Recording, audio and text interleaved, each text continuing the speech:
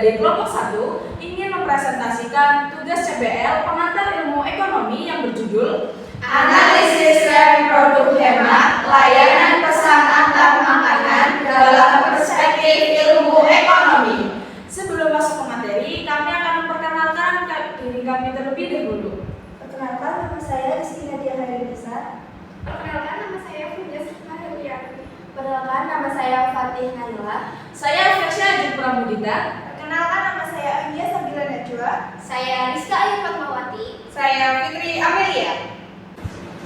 Analisis tren produk hemat, layanan pesan antar makanan dalam perspektif ilmu ekonomi.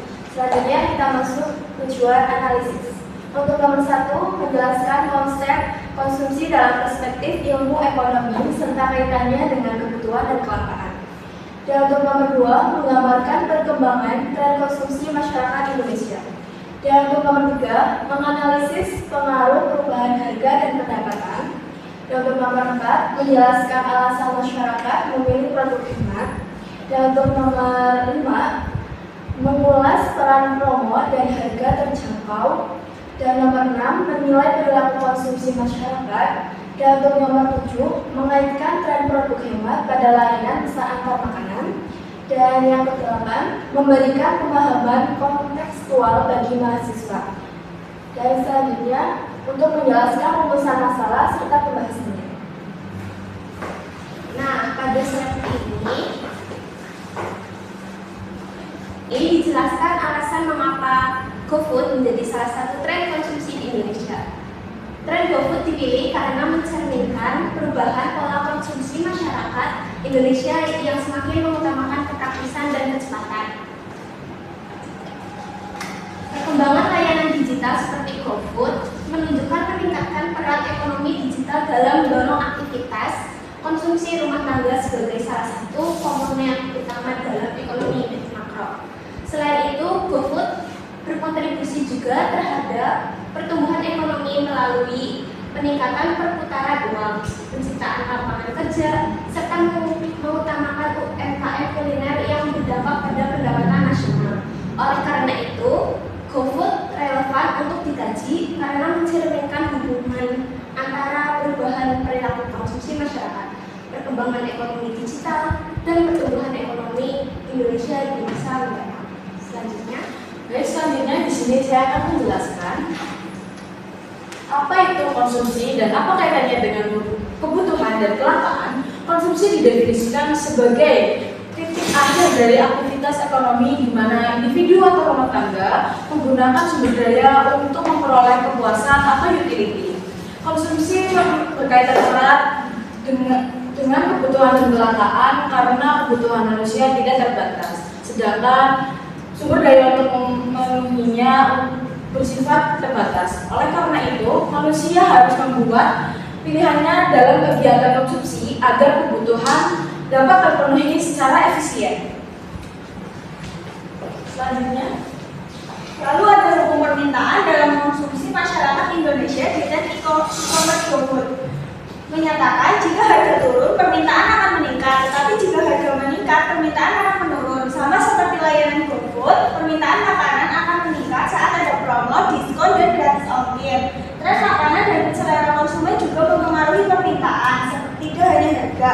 Kesimpulannya, hukum permintaan tetap berlaku pada GoFood, tetapi dipengaruhi juga oleh promo, teknologi, dan gaya hidup masyarakat. Selanjutnya ada biaya peluang dalam konsumsi masyarakat Indonesia di tren GoFood. Biaya peluang adalah nilai dari pilihan terbaik yang harus dikorbankan ketika seseorang memilih satu alternatif tertentu. Saat masyarakat memilih memesan makanan lewat GoFood, biaya peluang adalah waktu, tenaga, atau biaya lebih murah jika memasak sendiri atau makan langsung. Sebaliknya, jika memilih tidak menggunakan GoFood, biaya peluang adalah kehilangan kenyamanan dan kepraktisan. Konsumen Indonesia cenderung memilih GoFood karena nilai kepraktisan dianggap lebih besar dan daripada biaya peluang yang dikorbankan. Dalam tren GoFood, masyarakat menilai kenyamanan dan efisien waktu lebih berharga dibandingkan alternatif lainnya. Kemudian masuk pembahasan yang berikutnya, yaitu GoFood dalam perspektif ekonomi makro. Yang pertama, GoFood mendorong konsumsi masyarakat yang merupakan salah satu komponen utama dalam ekonomi makro. Yang kedua, GoFood membantu pertumbuhan UMKM kuliner sehingga meningkatkan pendapatan pelaku usaha. Yang ketiga, aktivitas GoFood membuka lapangan kerja seperti mitra driver dan UMKM. Transaksi digital GoFood ikut meningkatkan peredaran uang dan pertumbuhan ekonomi nasional. Selanjutnya, peran GoFood dalam pertumbuhan ekonomi. Pertumbuhan ekonomi adalah kondisi ketika ekonomi suatu negara atau masyarakat mengalami peningkatan yang ditandai dengan naiknya produksi, barang jasa, serta pendapatan masyarakat. Jika pertumbuhan ekonomi berjalan baik, maka aktivitas konsumsi, usaha, dan perputaran uang masyarakat juga meningkat. Salah satu faktor yang mendorong pertumbuhan ekonomi adalah tingkat konsumsi masyarakat yang tetap terjaga.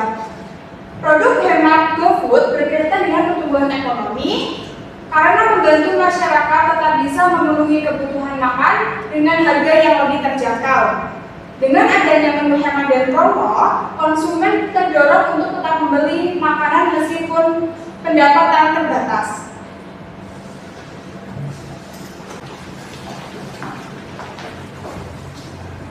Sekian presentasi dari kelompok kami. Bila ada salah kata, kami mohon maaf sebesar-besarnya. Bila ada yang ingin ditanyakan, boleh tulis di kolom komentar ya. Sekian, wassalamualaikum.